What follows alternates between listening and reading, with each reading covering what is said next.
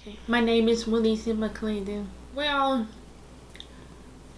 when I was a child, I only say one word, and when went into bar school for the first time in August 2008, um, Miss Karen and Miss Madeline, they taught me how to speak the whole sentences. It took me like about 5 months for me to talk in the whole sentences. Um, in December 2008, I started talking in full sentences. I graduated from Law High School in 2018. And where did you go? I went to Jones College in August 2018. I was in Jones for like about 3 years. My major was early childhood. I went to Southern Miss in August 2021. I was at USF for 2 years. I graduated from Southern Miss May 2023 with bachelor degrees in child family science. I want to be a teacher. Yeah. And what else?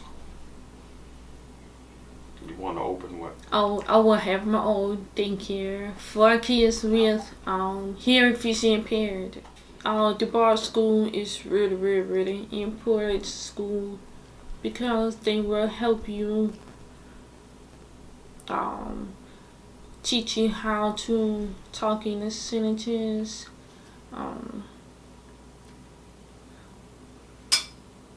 But they will help you everything. It's really important. Well, Alicia, we learned at the age of 7, 8 months that she wasn't moving a lot. When we would go in front of her, we was stalling her, so she would jump. And so we kept bringing it to the doctor's attention, and they were saying that she was developing slower than her brothers. And so at the age of 9, 10 months, we realized that she wasn't walking. And so that's when we really got a little concerned about it.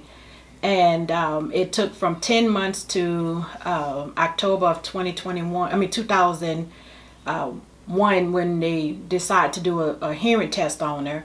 And she was diagnosed profound deaf. And so that really broke our hearts because, no one in our family is deafblind. And so that was something new for Wilbert and I. And so at the age of 1, October 2001, Walisha was diagnosed with the profound deaf. And then by January 2002, she got her hearing aids and Walisha started walking. And so she still had no words. And so we tried to find sign language classes or, something type of communication for in New Orleans. Well, it was kind of hard, and so they put her in SPED classes. And so 2005, Katrina hit, and so our family has gotten displaced to Laura, Mississippi, and that was a school across the street, Nora Davis. And so we attended Nora Davis in 2005, and Walisha still had little to no words.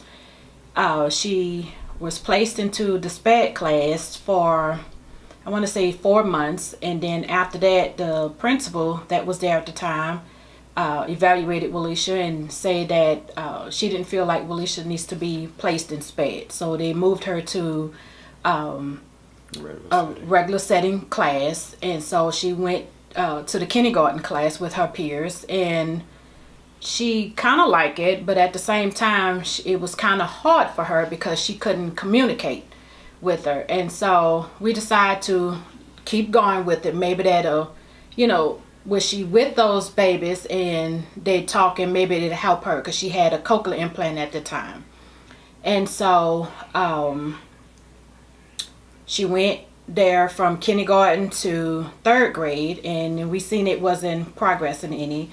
And so a couple of teachers and the SPAD department director at the time, we all sat down and talked. And so we went to Mississippi School for the Deaf, and Wilbert and I realized that was too far. So we didn't want to have our baby to be, that far from us at the age of seven. And so we was asked to look around at different schools. And so me and Miss Johnson at the time, we went and went online and we looked up the Bard School, which was the closest to us. And so I went to reading and brought it home to Wilbert and I, and we sat there and went through the website. And so I went and spoke with the director there at the time, Miss Marine, and found out that would be the school for Walesia. So August of 2008, Walesia was placed at the Bard School, and with little to no words other than mom, dad, and she was signing basic words at the time. Well, by December of 2008, Walesia came home and she was speaking in sentences. And it was like a miracle to us, because one minute here we sitting here playing scavenger hunt, trying to figure out what is it that Walesia wanted and she needed and what was she talking about. And then she come home in December and she's talking in sentences. And I mean, it ain't just happened overnight, but it gradually happened for her. And so we decided, the Bard is the school for her, and we would keep her there as long as possible. And so she went and she attended the Bard School from 2008 to 2014. She did very well. She was the freshman maid when she went to high school, so that was something new for her. She really enjoyed that. Just to see her walking out there and participating, with her peers was a great sight to see. It was emotional for us as well. And her senior year, when she struggled with the state test, and she had one, I think it was the history portion of the state test that she had to pass, and she only had one time left before graduation that she had to ace it. So one morning right before that time, we got a phone call. My wife answered the phone and they called and said, Walesia passed. That was Walesia called. Yeah, she called and said she passed, and we both just rolled out of the bed and pretty much was like, started crying, just praising God for the things that he continued to do for her throughout this whole process. So that was a stepping stone for her, to encourage her, to let her know, if you apply yourself, you can achieve anything that you set out to do. And with that being said, she developed her motto, if I believe I could. If she believes she could, she will. She did. So that was something that she wrote on sticky notes and pasted all around her room to be her constant reminder, I can achieve. Regardless of what I have going on, my disability is not going to define me.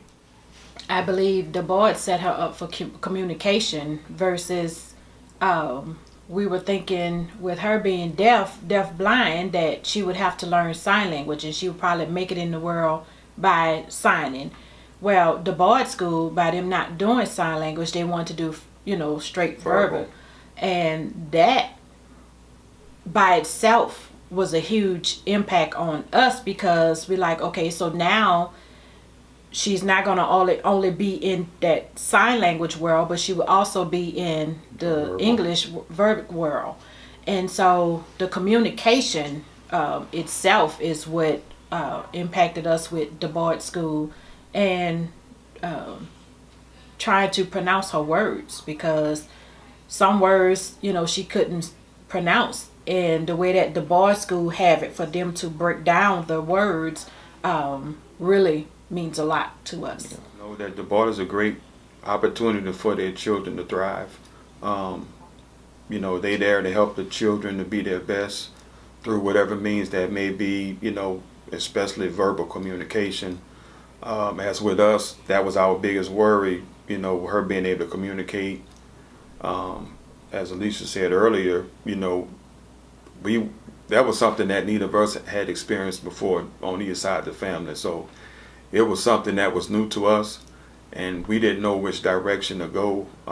So with the help of the Bard School, they helped make her dreams come true, being able to communicate with she's 24 today.